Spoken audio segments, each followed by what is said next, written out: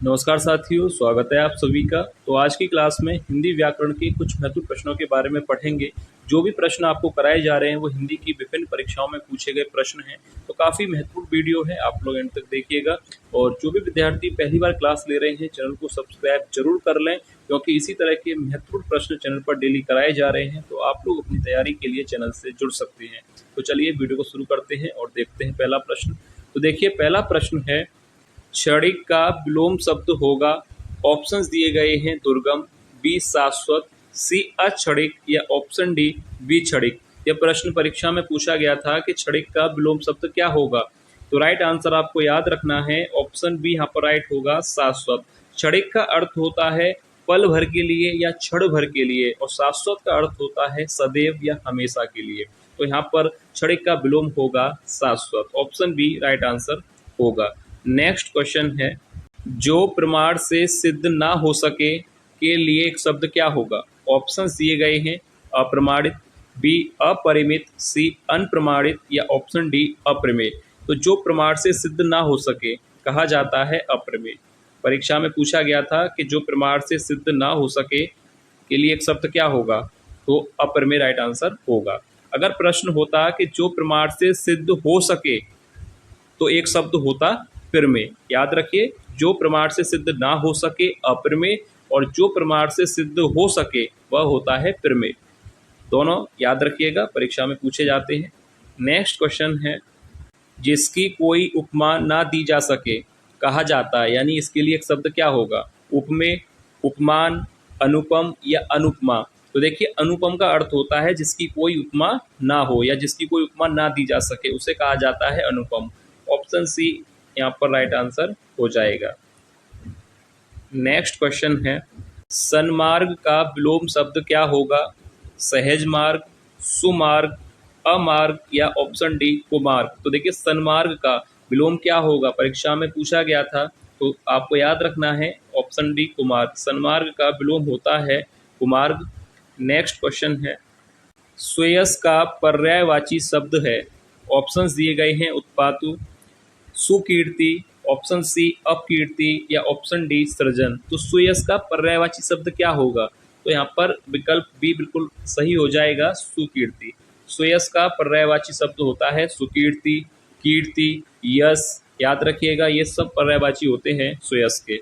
Next question है, वर्तिका का तद्भव शब्द क्या होगा। परीक्षा में पूछा गया था कि वर्तिका का तद्भव शब्द क्या होगा, मात्रक, 32, बाट या बत्ती। तो देखिए, वर्तिका का अर्थ क्या होता है, वर्तिका का अर्थ होता है दीपक की बाती। ठीक है, वर्तिका का अर्थ होता है दीपक की बाती। तो विकल्प यहाँ पर क्या होगा, ऑप्शन डी यहाँ पर सही हो जाएगा, ऑप्शन डी यानी बत्ती। याद रखिएगा, वर्तिका तत्सम शब्द है और तद्भव होगा इसका बत्ती।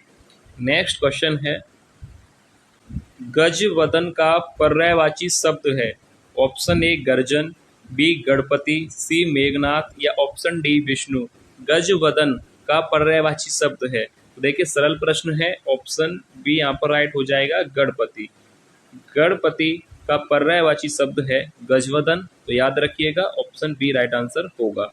नेक्स्ट क्वेश्चन है, जिस स्त्री का पुत्र और पति ना हो के लिए एक शब्द क्या होगा, अबला या अकेल्या, अविरा या विधवा। तो आपको बताना है कि जिस स्त्री का पुत्र और पति ना हो के लिए एक शब्द क्या होना चाहिए। तो देखिए, याद रखिए, परीक्षा वाला ही प्रश्न है, ऑप्शन सी यहाँ पर हो जाएगा, अविरा। क्योंकि अविरा का अर्थ ही यही है कि जिस स्त्री का पुत्र और पति ना हो के लिए एक शब्द अविरा होता है। तो ऑप्शन सी राइट आंसर हो जाएगा। नेक्स्ट क्वेश्चन है, परेवा का तत्सम रूप है। ऑप्शन ए परवा, बी परेवा, सी प्रतिपदा या ऑप्शन डी पड़ेवा। देखिए, परेवा तद्भव है और इसका तत्सम होता है प्रतिपदा। ऑप्शन सी यहाँ पर राइट आंसर हो जाएगा। परेवा का तत्सम होगा प्रतिपदा, ना कि पड़ेवा। ऑप्शन डी गलत है। आप ऑप्शन डी अगर टिक कर रहे हैं, सोच रहे हैं, तो गलत है। परेवा का तत्सम रूप होगा प्रतिपदा। नेक्स्ट क्वेश्चन है, वसुंधरा का पर्यायवाची शब्द होगा। Option A Ratnakar, B Kaladhar, सी क्षिति या ऑप्शन डी दिनकर। तो देखिए, वसुंधरा किसका पर्यायवाची होता है? पृथ्वी का। और पृथ्वी के पर्यायवाची काफ़ी हैं, जिसमें सबसे ज़्यादा पूछा जाता है अचला, भूमि, धरा। ये सब जो पर्यायवाची हैं वो वसुंधरा यानी पृथ्वी के हैं। तो यहाँ पर भी क्या पर्यायवाची होगा? तो देखिए ऑप्शन सी यहाँ पर सही हो जाएगा, क्षिति। क्षिति भी किसका होता है? पृथ्वी का। ये सब पर्यायवाची पृथ्वी के हैं। वसुंधरा, रत्नगर्भा, क्षिति, अचला और भूमि, धरा काफ़ी पर्यायवाची हैं, आप लोग याद कर लीजिएगा। पर यहाँ पर ऑप्शन सी राइट होगा, क्षिति। क्षिति का अर्थ भी होता है पृथ्वी। तो नेक्स्ट क्वेश्चन है, निम्न में शुद्ध वाक्य कौन सा है? ऑप्शन ए युद्ध लड़ा जा रहा है, या ऑप्शन बी युद्ध किया जा रहा है, या ऑप्शन सी युद्ध हो रहा है, या ऑप्शन डी युद्ध मचाया जा रहा है। और ये जो प्रश्न आते हैं ना, यहीं पर नंबर गलत होते हैं, क्योंकि यहाँ पर इनको सही करना थोड़ा कठिन पड़ता है। ये तो फिर भी सरल है, मैंने देखे हैं काफ़ी प्रश्न होते हैं जो नंबर कट जाते हैं। तो यहाँ पर ध्यान से देखिएगा कि शुद्ध वाक्य कौन सा है। तो ऑप्शन देखिए, यहाँ पर युद्ध लड़ा जा रहा है, युद्ध किया जा रहा है, ये दोनों ही गलत हैं। तो शुद्ध वाक्य यहाँ पर होगा युद्ध हो रहा है। ऑप्शन सी यहाँ पर सही हो जाएगा, ना कि लड़ा जा रहा है, ना ही किया जा रहा है, और मचाया जा रहा तो बिल्कुल गलत है। तो ऑप्शन सी सही होगा, युद्ध हो रहा है। वर्तनी के हिसाब से हमें देखना होता है कि वाक्य कौन सा शुद्ध है। तो युद्ध हो रहा है, ऑप्शन सी बिल्कुल सही होगा। नेक्स्ट क्वेश्चन है, निम्न में से तत्सम शब्द कौन सा है? ऑप्शन ए रैन, बी रस्सी, सी सरसों, या ऑप्शन डी साटिका। तो देखिए तत्सम शब्द अर्थात संस्कृत का शब्द, तो यहाँ पर क्या होगा राइट आंसर? ऑप्शन डी साटिका तत्सम होगा। अब इसका तद्भव भी तो होगा, तो साटिका का तद्भव क्या होता है? साड़ी। याद रखिएगा, साटिका तत्सम शब्द है और साड़ी तद्भव शब्द। सूक्ष्म का विलोम शब्द है। ऑप्शन ए स्थूल, बी बारीक, सी छेड़, या ऑप्शन डी पतला। यह प्रश्न काफी बार पूछा जाता है, तो अच्छी तरह से इसका आंसर देख लीजिएगा। सूक्ष्म का विलोम होता है स्थूल। ऑप्शन पहला ही यहाँ पर सही हो जाएगा, सूक्ष्म का विलोम होगा स्थूल। नेक्स्ट क्वेश्चन है, रुधिर का पर्यायवाची शब्द होगा।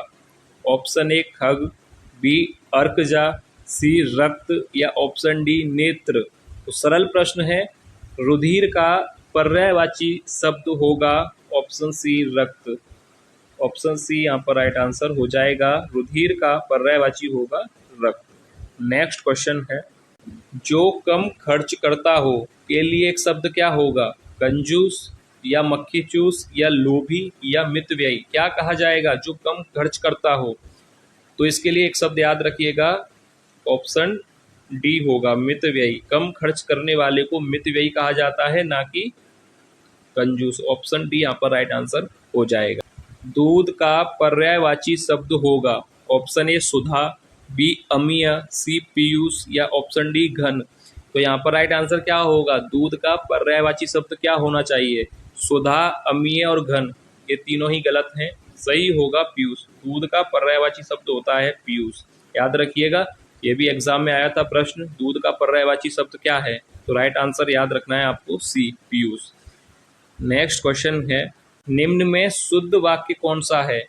ऑप्शन ए चाय ठंडा हो गया, या बी हलवा गरम गरम अच्छी लगती है, या सी पकने से पहले जामुन हरी होती है, या ऑप्शन डी पेड़ लगाओ जीवन बचाओ। तो देखिए यहाँ पर राइट आंसर क्या होगा, शुद्ध वाक्य कौन सा है? तो ऑप्शन डी सरल प्रश्न है, हो जाएगा यहाँ पर कि पेड़ लगाओ जीवन बचाओ। तो यहाँ पर ऑप्शन डी राइट आंसर हो जाएगा। नेक्स्ट क्वेश्चन है, हर्ष का विलोम शब्द है। ऑप्शन ए खुशी, बी विषाद, सी उल्लास, या डी आनंद। तो हर्ष का विलोम सरल प्रश्न है, ऑप्शन बी हो जाएगा विषाद। हर्ष का विलोम होता है विषाद। याद रखिए, हर्ष का विलोम होगा विषाद। नेक्स्ट क्वेश्चन है, कपित्थ का तद्भव शब्द क्या है? ऑप्शन ए कपूर, बी कैथा, सी केला, या डी खजूर। देखिए प्रश्न पूछा है कि कपित्थ का तद्भव शब्द, यानी कपित्थ तत्सम शब्द है और इसका तद्भव होता है कैथा। ऑप्शन डी, ऑप्शन बी यहाँ पर राइट आंसर हो जाएगा। कपित्थ तत्सम शब्द है और इसका तद्भव होगा कैथा। नेक्स्ट क्वेश्चन है, स्वप्न का विलोम शब्द होगा। ऑप्शन ए दिवास्वप्न, बी खुमारी, सी निद्रा, या ऑप्शन डी जागरण। तो स्वप्न का विलोम शब्द होता है जागरण। ऑप्शन डी यहाँ पर राइट आंसर हो जाएगा। ये तीनों गलत हैं, दिवा, स्वप्न, कुमारी, निंद्रा, ये सब गलत हैं। ऑप्शन डी जागरण। नेक्स्ट क्वेश्चन है, संकीर्ण का विलोम शब्द होगा। ऑप्शन ए अनुदार, बी उत्कीर्ण, सी उदार या ऑप्शन डी विकीर्ण। तो संकीर्ण का विलोम शब्द होता है विकीर्ण। ऑप्शन डी राइट आंसर हो जाएगा। संकीर्ण का विलोम शब्द क्या होगा? विकीर्ण। नेक्स्ट क्वेश्चन है, वाक्य के किस भाग में त्रुटि है? ऑप्शन ए राम ने अपनी, बी गलती के लिए, सी क्षमा, ऑप्शन डी की भीख मांगी। तो वाक्य को पहले पूरा पढ़ते हैं कि राम ने अपनी गलती के लिए क्षमा की भीख मांगी। तो यहाँ पर किस भाग में त्रुटि होगी? तो देखिए, राम ने अपनी सही है, गलती के लिए सही है, क्षमा की भीख मांगी। तो यहाँ पर देखिए की भीख नहीं होगा, यहाँ पर त्रुटि है। वाक्य होना चाहिए कि राम ने अपनी गलती के लिए क्षमा मांगी। यहाँ पर की भीख गलत है, तो यहाँ पर ऑप्शन डी ही सही हो जाएगा कि इसी भाग में त्रुटि है। नेक्स्ट क्वेश्चन है, भला चाहने वाला के लिए एक शब्द क्या होगा? ऑप्शन ए निस्वार्थ, बी पुण्य आत्मा, सी हितैषी या डी सहायक। भला चाहने वाला एक शब्द क्या होगा? निस्वार्थ होगा? नहीं। पुण्य आत्मा होगा? नहीं। सहायक गलत है।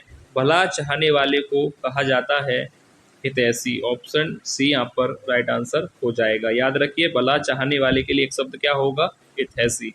नेक्स्ट क्वेश्चन है, गरल शब्द का विलोम होगा। ऑप्शन ए शरबत, बी सुधा, सी रस या डी जल। तो गरल शब्द का विलोम क्या होगा? तो यहाँ पर राइट आंसर हो जाएगा ऑप्शन बी सुधा। अब देखिए, गरल शब्द का अर्थ क्या होता है? गरल का अर्थ होता है विष यानी जहर, और इसका विलोम क्या होगा? विष का विलोम क्या होगा? अमृत, और अमृत का पर्यायवाची क्या होता है? सुधा। तो गरल का अर्थ है विष यानी जहर, तो इसका जो विपरीत अर्थ शब्द होगा वो होगा अमृत या सुधा। तो यहाँ पर विकल्प में सुधा दिया गया है, तो ऑप्शन बी राइट आंसर हो जाएगा। नेक्स्ट क्वेश्चन है, शुद्ध वर्तनी वाला शब्द है। ऑप्शन ए मानवीयकरण, बी मानवीकरण, सी मानवीकरण या मानविकरण। तो देखिए, शुद्ध वर्तनी वाला शब्द है, तो सी और डी तो गलत है, ये तो आपको पता है कि सी और डी तो होंगे नहीं। मानवीयकरण होता है या मानवीकरण होता है? शुद्ध वर्तनी किसकी होगी? मानवीय या मानवी? तो ऑप्शन देखिए बी याद रखिएगा, मानवीकरण होता है, मानवीयकरण नहीं। तो ऑप्शन बी यहाँ पर राइट आंसर हो जाएगा। नेक्स्ट क्वेश्चन है, पर्ण का तद्भव शब्द क्या होगा? ऑप्शन ए पत्र, बी पर्ण, सी पन्ना या ऑप्शन डी पत्रा। तो ये है वीडियो का लास्ट प्रश्न, और हर वीडियो में एक प्रश्न आपको दिया जाता है, तो आज का यह प्रश्न आपको करना है।